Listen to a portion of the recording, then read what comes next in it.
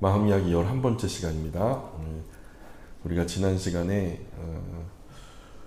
그 하나님을 향해서 딱딱한 마음, 돌의 마음 품게 되는 이유를 살폈어요. 하나님 향해서 부드러운 마음, 살코기 마음, 그거 갖게 되는 방법도 우리가 살폈고요. 그 과정에서 상한 마음, 또 통회하는 마음, 이 두 가지로 우리가 나눴는데 많은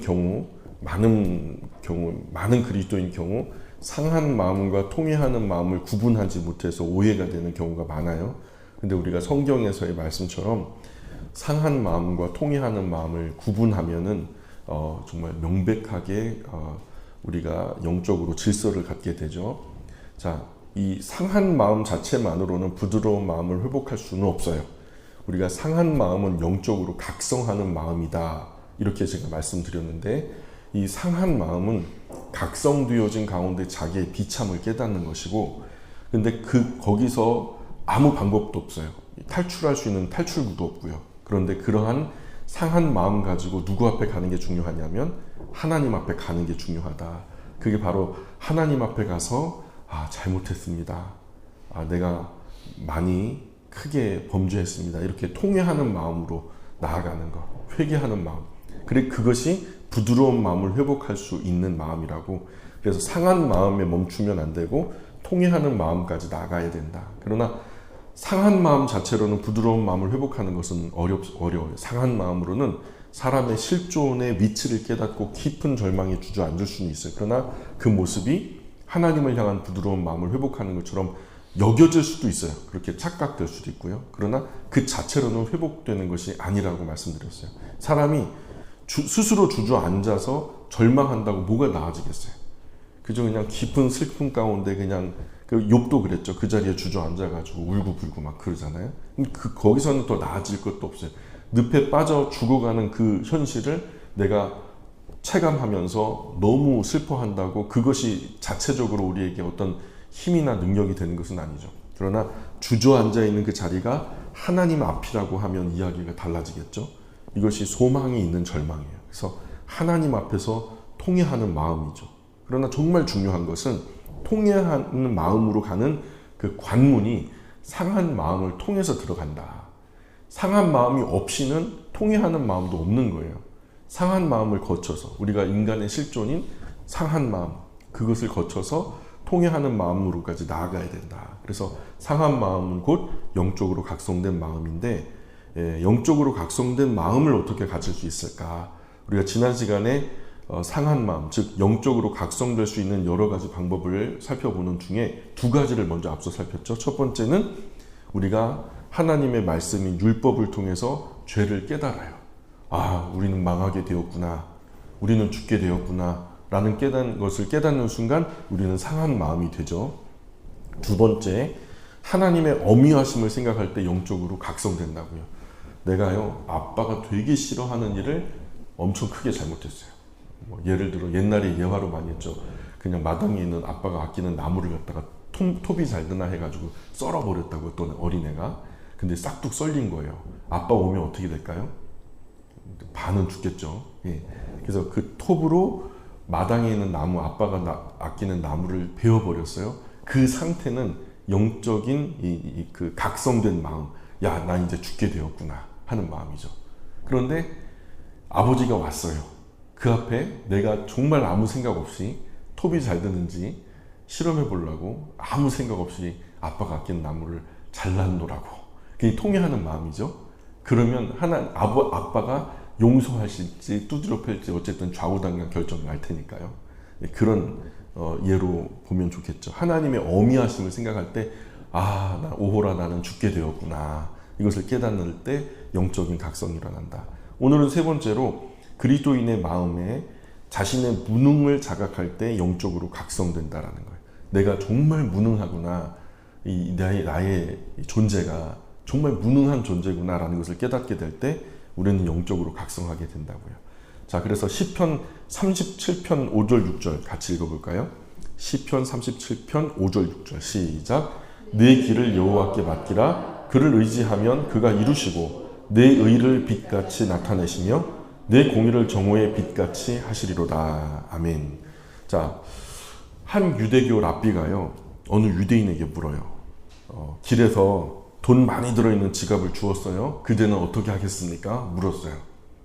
이 유대인이 질문을 받고서는 솔직하게 제가 말씀드릴게요. 저에게는 아이들이 많이 딸려 있어요. 게다가 저는 몹시 가난합니다. 그래서 저는요, 그 돈을 하나님께서 주시는 선물로 알고 제가 그냥 갖겠습니다. 그렇게 한 거예요. 그랬더니 랍비가 그대는 도둑입니다. 이렇게 대답하더래요. 그래서 랍비는 똑같은 질문을 두 번째 유대인에게 물었어요. 두 번째 유대인은 이렇게 대답했대요. 저는 즉시 찾아서 임자에게 돌려주겠습니다. 그랬대요. 그랬더니 이 말을 듣고 랍비가 하는 말은 그대는 바보군요. 그렇게 말하더래요. 그 세 번째 이제 랍비가 다른 유대인에게 똑같은 질문을 해요. 만일 길에서 돈이 많이 든 지갑을 주었다면 그대는 어떻게 하겠습니까? 그랬더니 이 사람이 이런 말을 하더래요. 저는 그 돈을 주인에게 돌려줘야 된다는 것은 알고 있습니다. 그러나 동시에 저는 제 마음이 얼마나 약한지도 잘 압니다. 그래서 저는 그런 일이 실제로 벌어진다면 그 지갑을 어떻게 할지 솔직히 모르겠습니다. 모든 것은 전적으로 하나님께서 저를 은혜로 붙들어 주시는가에 달려 있습니다. 이렇게 대답하더래요. 랍비의 대답은 그대의 말이 옳습니다. 하나님이 우리를 붙들어 주셔야죠. 이렇게 칭찬했다고 합니다. 우리는요, 우리가 바르고 온전하게 살아가야 한다는 것을 너무 잘 알고 있어요. 이미 우리가 아는 것을요, 10분의 1만 실천하고 살아도 전 세계적으로 우리는 성자 소리 들어요. 우리가 이미 알고 있는 것은 충만해요. 이것을 10분의 1만, 100분의 1만 실천해도 우리는 아주 탁월한 그리스도인이라고 칭찬받을 거예요. 그러나 우리가 바르고 온전할 수 없다는 사실 역시 너무나 잘 알아요. 우리가 알고 있는 대로 살았으면 좋겠는데 아는 만큼도 살지 못하는 너무나 연약하고 나약한 존재라는 것은 우리가 너무 잘 알아요. 우리는 그저 우리 무능함을 기억하면서 겸손하게 매 순간 그 순간순간을 하나님께 의지하며 살아갈 뿐이죠. 그런데 이렇게 그리스도인이 자신의 무능함을 자각하는 것은 상한 마음을 소유하는 세 번째 비결이기도 해요. 나는 참 무능하구나. 어제 오늘 뉴스가 하나 나왔어요. 그 분리수거하면서 이제 고철 떼다가 팔고 막 그러는 분인데, 이 고철 중에 뭐 런닝머신이 하나 나왔나 봐요.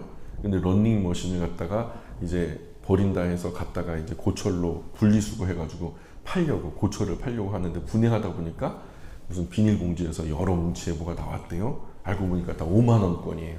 그게 5천만 원이 나온 거, 5천만 원. 런닝머신 해체하다가 이 어르신이 어떻게 할까 하다가 경찰서에 가지고 와가지고 임자 찾아달라고 그랬대요.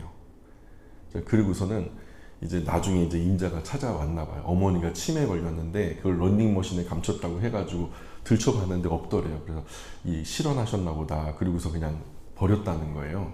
근데 진짜로 아내를 뜯어보니까 그게 있었던 거잖아요. 그래서 주인이 그걸 사실 돌려받았대요. 그리고 10분의 1을 어르신에게 줬대요. 발견하신 분한테. 그 뉴스가 나오더라고요.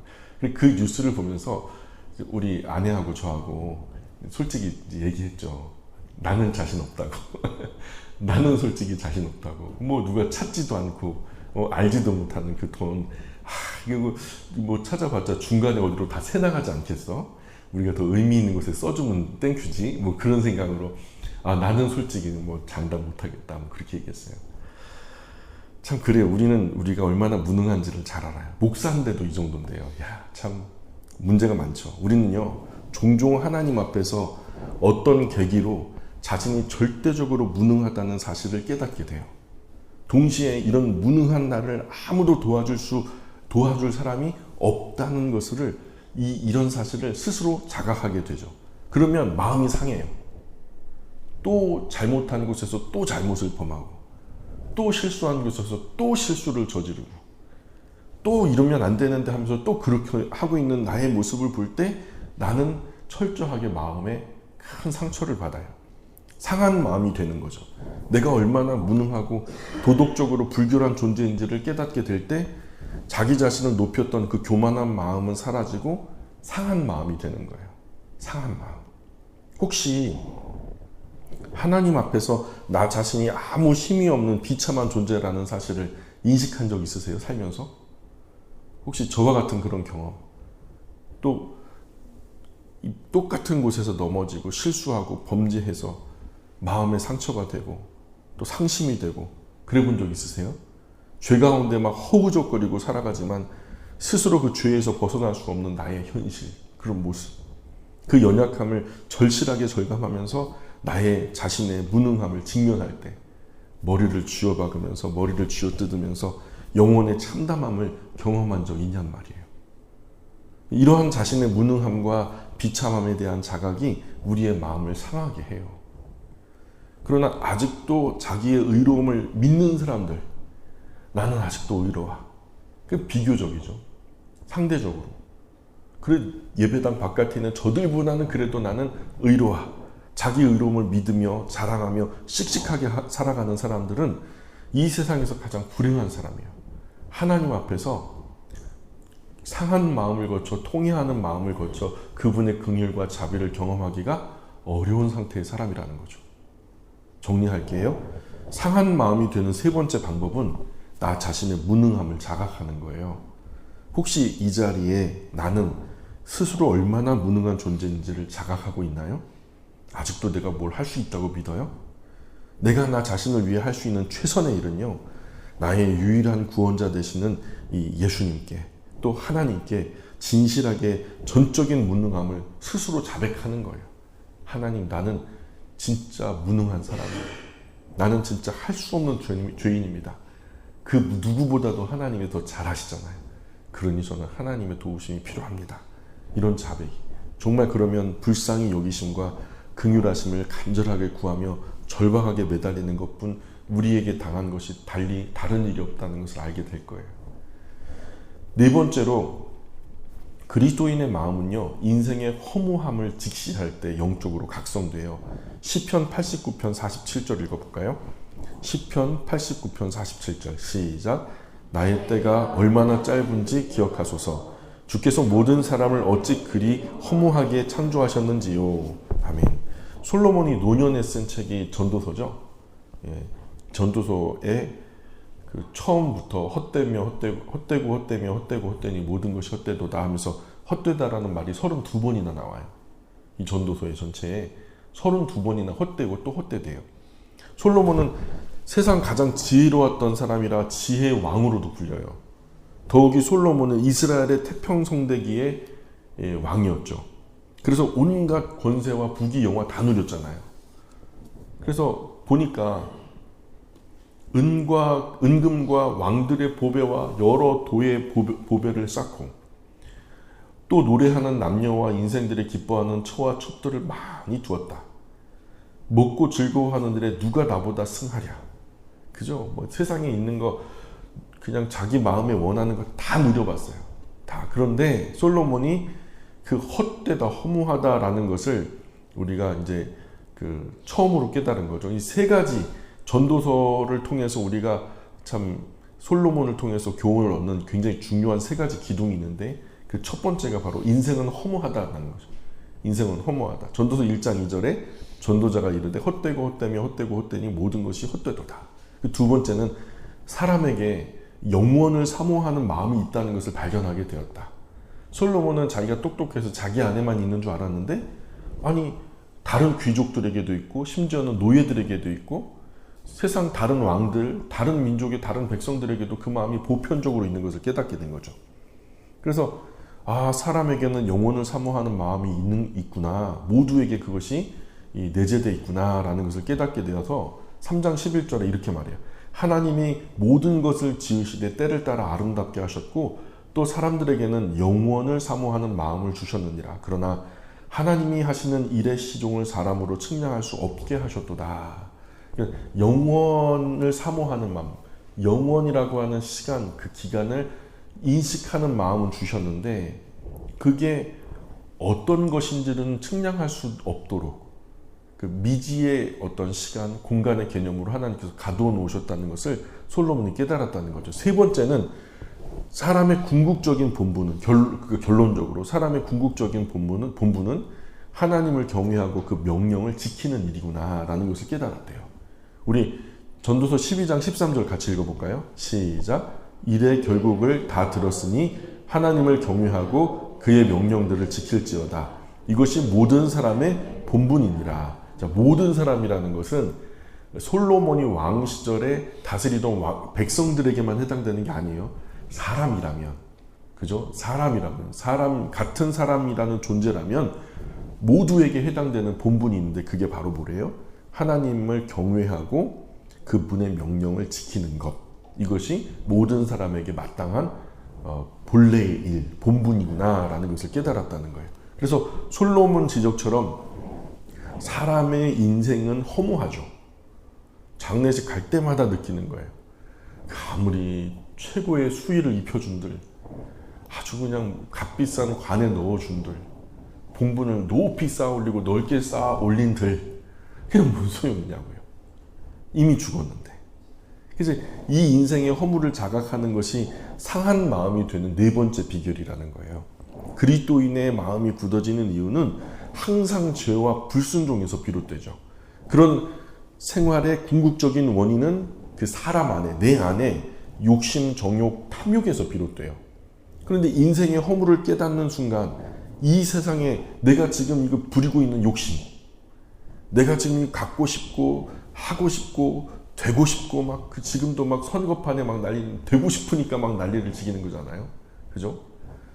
그냥 막 온 세상이 난리예요. 온 나라가 지금 막 그냥 플랜카드 붙고 벽보 붙고 막 그냥 빨간당 파란당 하고 막 정신산만하죠. 왜 이렇게 그냥 돗대기 시장처럼 이렇게 됐어요? 뭔가 되고 싶으니까요. 그런데요, 이 사람, 하나님을 알려고 하지 않는 사람들, 다시 말해서 이제 우리 이 세상의 욕심들, 우리가 지금 부리고 있는 욕심, 욕망들을 우리가 깨닫는 순간 하나님 앞에서 인생은 참 허무한데 지금 그 허무한 100년 미만의 인생 속에서 내가 여기서 뭘 갖고 싶다, 내가 뭘 하고 싶다, 내가 뭘가 되고 싶다, 이런 욕심, 욕망들을 제거하는 가장 좋은 수단이 뭐냐면 허무함을 깨닫는 거라는 거예요. 그래서 인생의 허무함에 대한 인식은 죄에 대한 소원을 급격하게 감퇴시켜요. 야, 어쨌든 그래봤자 100년 미만이고 얼마 안 남았는데 내가 여기서 이 일을 위해서 3년, 5년, 10년을 투자하면서 내가 그렇게 희생할 만한 가치가 있나? 그거 할 바에는 차라리 산에 들어가서 놀멍실멍하는 게 낫지 않을까? 이런 생각을 한단 말이죠. 그러면서 이제 죄에 대한 소원을 급격하게 감퇴시키죠. 나아가 하나님을 의지하고 싶은 경건한 고독감을 불러일으키기 때문이죠.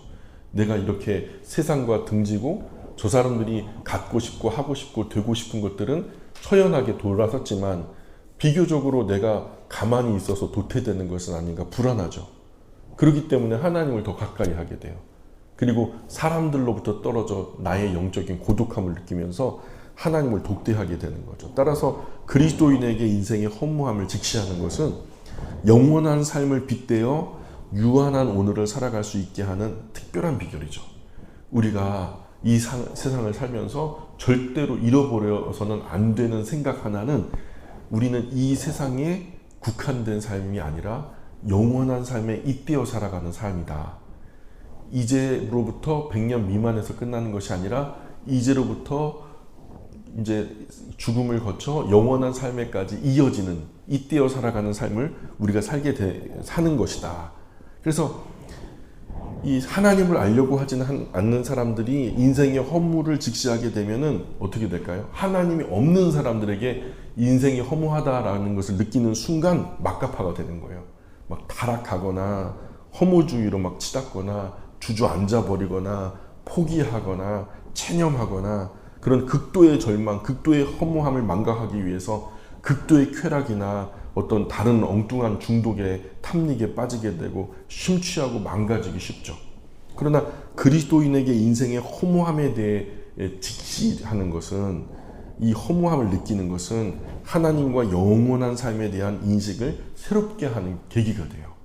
그래서 하나님이 있는 사람의 허무와 하나님이 없는 사람의 허무는 근본적으로 열매가 다르다라는 거죠. 그리고 그리스도인은 인생의 허무함을 직시할 때 죄와 불순종으로 이어지는 자신의 삶이 하나님의 판단과 영원한 삶에 어떻게 영향을 끼칠지 그 무게를 알아요. 내가 지금 이 세상에서 함부로 살아갔을 때, 내가 하고 싶고 갖고 싶고 되고 싶은 이것 때문에 내가 욕심부리다가 함부로 무법한 자로서, 무도한 자로서 내가 그렇게 하나님 앞에 살아갔을 때 이후에 그 영원한 삶에서 이 무게가 어떻게 나에게 큰 영향력을, 악한 영향력을 미칠지를 깨닫게 된다는 거죠. 그러니 그것을 감당할 수 없음을 인식하게 되면서 마음이 상하게 되는 거예요. 그래서 전도서 12장 14절에는 이렇게 말해요. 시작. 하나님은 모든 행위와 모든 은밀한 일을 선악간에 심판하시리라. 아멘. 정리할게요.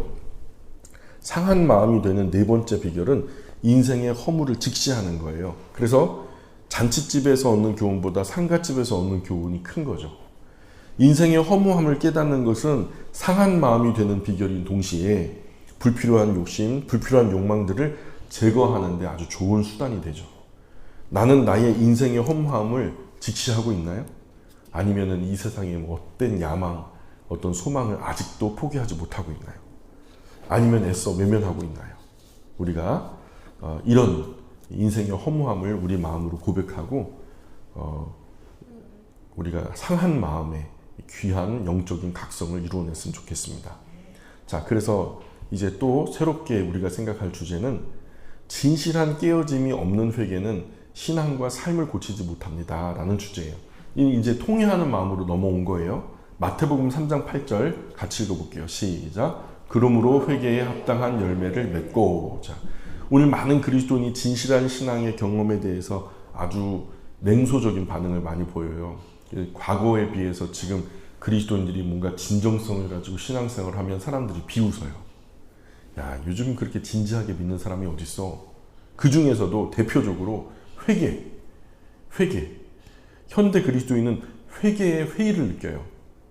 상당히 많은 그리스도인들이 회개는 우리 신앙과 삶을 변화로 인도하기에 충분하지 않다라고 생각해요.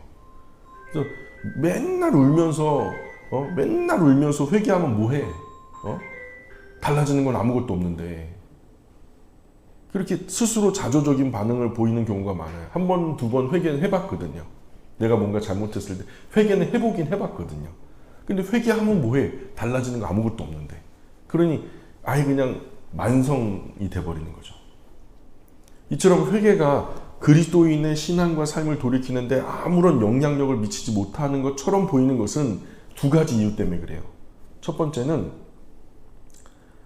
회개가 진실한 자기 깨어짐을 가져오지 못하기 때문에 그래요. 회개가 함량 미달이라는 거예요. 진실한 통회를 인하여서 깨어진 마음을 가질 때에만 회개의 눈물을 흘리는 것은 아니거든요. 단지 상한 마음 상태에서도 넘치도록 흐르는 눈물을 경험할 수 있어요. 아, 나의 실존을 깨닫는 순간 나 진짜 할 수 없는 사람이구나 하는 범죄한 자신, 실수한 자신, 넘어진 자신을 인식할 때 비로소 사람들이 막 눈물을 흘리는데요. 근데 그게 어떻게 가만히 스스로도 보거나 다른 사람들이 볼 때도 감정적으로 격앙돼서 많이 울고 후회하는 그 모습이 통회하는 모습처럼 보이고 회개하는 모습처럼 착각할 수 있다는 거죠. 그러나 그것이 상한 마음일 뿐이지 통회하는 마음은 아니라는 거죠. 두 번째로 회개의 경험이요, 진실한 자기 깨어짐이라고 해도 그 영향력은 모두 다르게 나타나요. 회심의 경험의 깊이가 사람마다 달라요. 바울 같은 경우에는 굉장히 깊이 급격하게 찾아왔죠. 그래서 그 변곡점이요, 바울의 변곡점은 너무 드라마틱해요. 예수님을 만나서 180도 그냥 삶의 방향이 전환되는 것은 정말 아무나 할 수 있는 경험이 아니죠. 그러니까 어떤 사람은 그렇게 변화되기도 해요. 이 진실한 자기 깨어짐도 사람과 상황에 따라서 그 깊이와 강도가 달라요. 그리스도인의 자기 깨어짐은 그 마음의 완고함을 제거하고 부드러운 마음으로 전적으로 쇄신되기 위해서 꼭 두 가지 조건이 필요한데, 그 두 가지 조건은, 진실한 깨어짐으로 나아가는 두 가지 조건은, 첫 번째는 깊이 있는 깨어짐이어야 하고, 또 하나는 반복적인 깨어짐이어야 된다.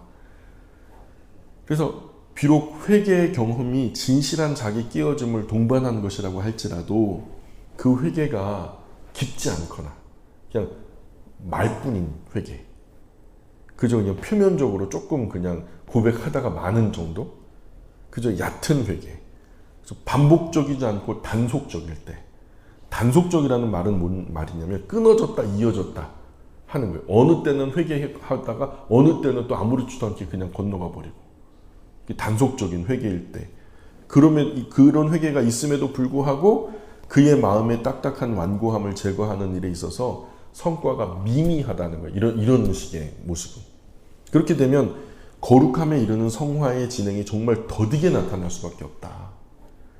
더욱이 각 사람의 마음의 완고함의 그 정도가 모두 같지 않거든요. 어떤 사람은 차돌맹이보다 더 단단한 사람이 있고 어떤 사람은 그저 그냥 마른 논바닥 정도 되는 사람도 있고 어떤 사람은 좀 말랑하게 덜 굳어진 사람들도 있을 수 있잖아요. 그죠? 모두 같지가 않다는 거예요. 그래서 단 한 번의 자기 깨어짐으로도 쇄신되는 완고함이 있는가 하면 빈번하게 반복적으로 계속 깨지고 깊이 깨지고 되어야 쇄신되는 고질적이고 고착화된 완고함도 있더라는 거예요.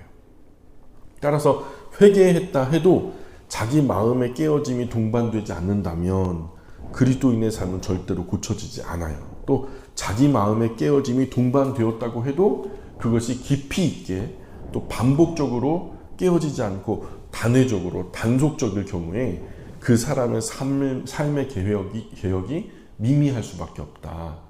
그 완고함이 더디게 부드러워질 수 있다라는 거예요. 결국 회개에도 불구하고 삶이 고쳐지지 않는 이유는 회개 자체가 그리스도인의 삶에 큰 효과를 발휘하지 못하는 것이 아니라 회개는 확실하게 정답이 맞아요.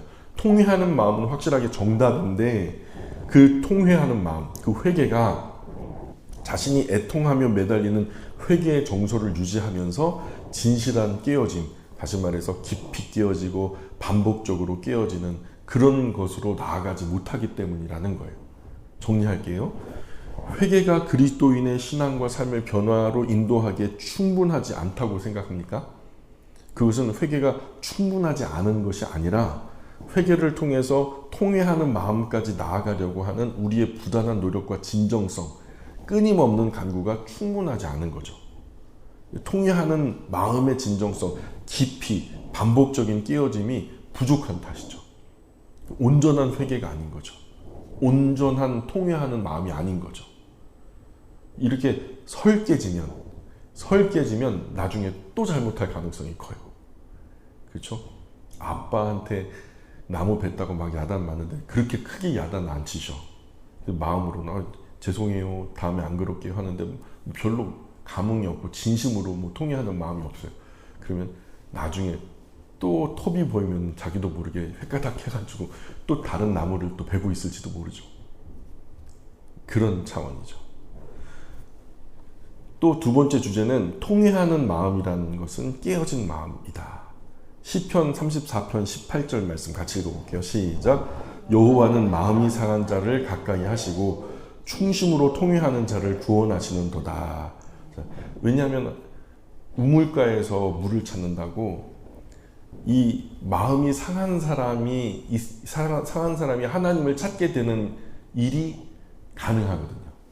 막 그냥 부잣집에서 막 아무 부족함 없이 만족하는 사람들 틈에서 하나님께서 건질 사람을 찾는 것보다 이제 뭔가로 인해서 완전히 주저앉아서 막 정말 피와 같은 눈물을 흘리면서 좌절하고 있는 사람 곁에서 하나님을 구하는 사람을 찾을 그 가능성이 크잖아요. 그러니까 여기서 말씀한 여호와는 누구를 가까이 하신대요?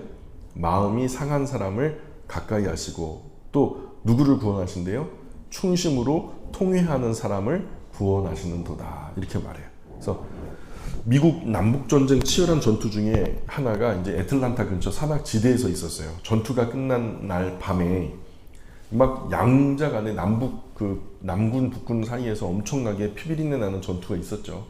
그러니까 막 온 들판이 그냥 말 그대로 워필드죠. 그냥 전쟁이 지나간 자리, 죽음이 막 초토화되고 막 까마귀가 날아들고 막 그런 비참한 그냥 그 매연이 초연이 피어 올라오고.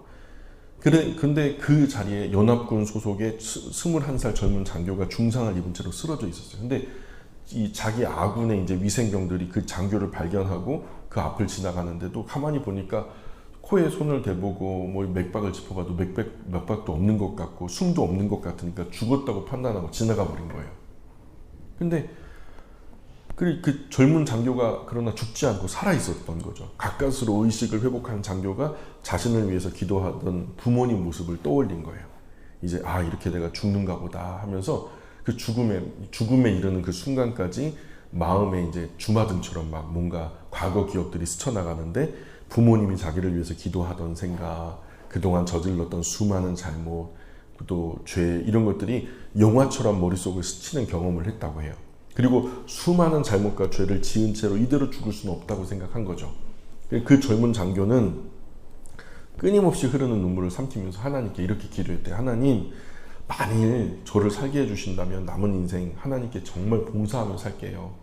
봉사하며 살게요. 이렇게 고백했다는 거예요. 다음날 아침에 위생병이 이제 그 전쟁터를 살피는 와중에 이 젊은 장교에게 아직 온기가 남아있고 아직 호흡이 살아있음을 확인하고는 병원으로 옮기게 되죠. 그렇게 다시 살아난 이 사람이요, 즉시 그리스도인이 돼요. 자기 스스로 고백하면서 하나님은 살아계시다, 하나님 나의 하나님이다 하면서 자신이 그리스도인이 될 것을 헌신하고, 이후에 필라델피아 템플대학교와 세 개의 종합병원을 이 사람의 이름으로 설립을 하죠. 이 사람이 바로 그 미국이 배출한 가장 기적적인 인물 중 한 사람이 러셀 콘웰이라고 하는 사람이에요. 하나님께서 전쟁의 그 와중에서 그를 깨뜨려 버리셔서 하나님께서 쓰시기 적절하게 다시금 빚어 놓으신 사람. 하나님 때때로 이렇게 하나님의 도구 만드세요. 바울도 그렇게 깨진 거잖아요. 그래서 그리스도인 안에 남아있는 마음의 완고함을 제거하는 것은요, 통회하는 마음이죠. 우리는 이것을 깨어진 마음이다 이렇게 불러요. 참된 그리스도인의 대체할 수 없는 표지는 자아가 깨어지는 거예요. 자기 깨어짐. 자기 깨어짐은 자신을 거룩하게 하시려는 하나님의 손길을 받아들이는 거예요. 인정하는 거예요. 따라서 이런 자기 깨어짐은 일생에 한 번 있는 극적인 회심과는 달라요. 단회적인 회심 경험 속에서만 나타나는 독특하고 특별한 유일한 일이라고 생각하시면 안 되고, 우리가 거룩하게 되는 과정, 즉 성화의 소명을 이루어가기 위해서 이러한 극적인 회심의 경험도 필요하지만 매일 반복되는 자기 깨어짐도 반드시 필요하다는 거예요. 그래서 하나님이 자주 우리를 깨뜨리시고 자주 우리를 회복하시죠. 그러면서 점점 더 경도가 단단해지고 또 하나님의 손에 붙들린 멋진 도구로서 다듬어지는 거죠. 너무 모가 나가지고 하나님이 쓸 수 없어요. 그 모를 깨뜨리시는 방법으로 우리를 깨뜨리시는 거예요. 자기 깨어짐은 그리스도인의 전 인격에 지대한 영향을 줘요. 그래서 먼저 우리의 지정의, 그죠? 우리의 지성에 영향을 줘서 우리 생각 자체를 바꿔버려요. 꼭 그런 것만은 아니구나. 내가 가지고 있었던 고정관념을 완전히 박살내버리시죠. 두 번째로 정서의 변화를 줘요. 예전에 내가 사랑했던 것들을 멀리하게 돼요. 하나님과 멀어지게 만드는 어떤 중독적인 요소들, 범죄적인 요소들을 우리가 그냥 눈을 씻고 찾아봐도 별로 좋아하지 않도록 만들어버리시는 거죠. 또 의지에 영향을 주어서 이제껏 나 스스로 끊을 수 없었던 그 죄악들을 결연히 끊고 돌아설 수 있는 의지의 변화를 주시는 거죠. 이렇게 깨어짐은, 우리 그리스도인의 깨어짐은 지성과 정서와 의지의 영역 안에서 아주 긴밀하게 역사하죠. 정리할게요. 상하고 통회함으로써 마음의 부드러움이 회복돼요. 그러나 여기서 통회하는 것은 마음이 깨뜨려지는 것을 말하는 거예요. 그리스도인 안에 남아있는 마음의 완고함은 자기 깨어짐을 통해서 제거됩니다. 나에게는 이 지속적이고 반복적인 마음 깊은 통회가 있나요? 혹시 자기 깨어짐이 혹시 있나요? 혹 정말로 내가 그리스도인이라면 자기 깨어짐을 경험하신 분들은 대부분 있을 거예요. 통회하는 마음은 극적인 회심의 경험 속에서 일어나는 이례적인 일이 아니에요. 그리스도인의 일상에서 매일 깊게 반복적으로 이루어져야 하는 중요한 일이라는 거예요. 또 하나의 주제, 세 번째 주제로 넘어가면 통회함으로 자기 의가 깨뜨려져요. 자기 의. 내가 옳다. 자, 디모데전서 1장 15절 같이 읽습니다. 시작. 미쁘다 모든 사람이 받을 만한 이 말이여. 그리스도 예수께서 죄인을 구원하시려고 세상에 임하셨다 하였도다. 죄인 중에 내가 괴순이라. 아멘. 바울이 얼마나 고생했어요. 근데 그런 바울이 자신의 영으로 낳은 아들 디모데에게 편지를 쓸 때, 아니 지금 이게 바울의 어떤 전도 초기도 아니고요. 디모데 전서면은 마지막 순간에 쓴 거예요. 감옥 안에서. 그죠? 유언과도 같은 얘기란 말이에요. 그런데 그 시간까지 바울이 얼마나 수고하고 헌신했어요? 예수님 때문에 죽을 뻔한 일들이 얼마나 고난의 이력서 얼마나 많아요? 그런데요, 지금 바울은 뭐라고 말하냐면 죄인 중에 내가 괴순이라 그런 말을 해요. 나보다 주님 위해서 헌신하는 사람 있으면 나와봐. 이렇게 자랑해도 시원찮은 판에 죄인 중에 내가 괴수다. 이렇게 고백한다는 거예요. 자, 통회함이 가져오는 첫 번째 효과는 자기 의의가 깨뜨려지는 거예요. 자기 의, 자기가 스스로 의롭다라고 생각하는 마음이죠. 진실한 통회는 그리스도인으로 하여금 자기 의에 대한 자부심을 버리게 해요. 엄격하게 말해서 자기 의를 혐오하게 만들어요. 깨어진 마음의 그리스도인은 그 관심이 자기 의를 쌓는 것이 아니에요. 세상에 많은 사람들이 사회복지나 이런 기타 선한 어떤 영향력의 영역에서 자기가 몇 사람을 도왔다, 자기가 몇 년 동안 도왔다, 자기가 얼마만큼 도왔다, 자기가 어떻게 도왔다, 이런 자기의가 충만한데요. 깨어진 마음의 그리스도인은 그런 자기의는 관심이 없어요. 깨어진 마음의 그리스도인은 하나님 긍휼과 불쌍히 여기심을 더 많이 받는 거예요. 내가 이 일을 함으로 하나님이 나를 더 불쌍히 여기실까? 하나님이 나를 더 긍휼히 여기실까? 하나님이 나를 좀 예쁘게 봐주실까? 그래서 자기 의의 깨어짐을 통해서 그리스도인은 자기 스스로 도저히 하나님 앞에 설 수 없는 죄투성이 존재임을 인식하게 되는 거죠. 그래서 자신은 그리스도의 공로를 의지할 수밖에 없음을 뼈저리게 느끼게 되는 거죠. 그리고 자신이 누구인지를 알아요. 자신 안에 하나님을 기쁘시게 할 만한 어떤 선한 것도 없다라는 것을 깨달아요. 그래서 내가 만약 하나님을 선하게, 하나님께 기쁨을 드렸던 것은 하나님으로 인하여 그렇게 된 거지, 내 안에 있던 요소로 그렇게 된 것이라는 것은 생각조차 못하는 거죠.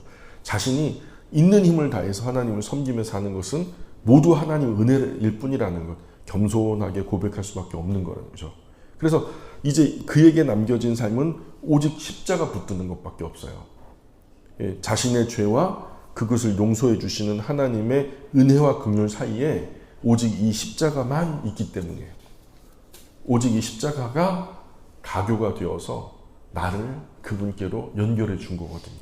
십자가 아니면 어미하신 하나님이 죄인 중에 괴수 같은 나에게 은혜 베푸실 이유가 전혀 없었다는 것을 깨닫는 거예요. 이 십자가가 아니면. 그러므로 자기 의에 대해서 완전하게 깨어진 사람은 예수 십자가 붙들고 살아가요. 내 의는 없고요. 예수 십자가. 자랑할 거요. 예수 십자가. 내 의는요. 예수 십자가. 예수 십자가. 이처럼 그리스도인 마음에 자기 의가 깨어지고 나면 그리스도인 마음에 골고다 언덕이 생겨요. 마음의 골고다 언덕 위에 십자가가 찬연하게 세워져요. 십자가야말로 하나님 앞에 아무 쓸모없는 죄인의 유일한 피난처가 되는 거예요.